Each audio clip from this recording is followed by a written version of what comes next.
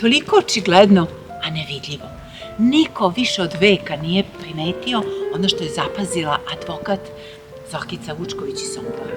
A to je jedina pristupna staza na velikom pravoslavnom groblju u Somboru i svilene ciglice koje je postavila Julijana. Postavila je Julijana na putu do ovog spomenika, koje je ona kao poslovna dama 19. veka dizajnirala sama. Od crnog mermera, najviši spomenik na ovom pravoslavnom groblju. Za koga?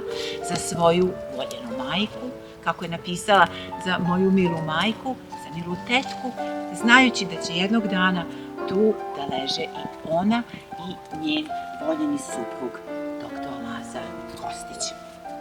U 19. veku svilene ciglice su bile izuzetno skupe i tradicionalno su se postavljale jedino u Einfurtu, na ulazu u kuću.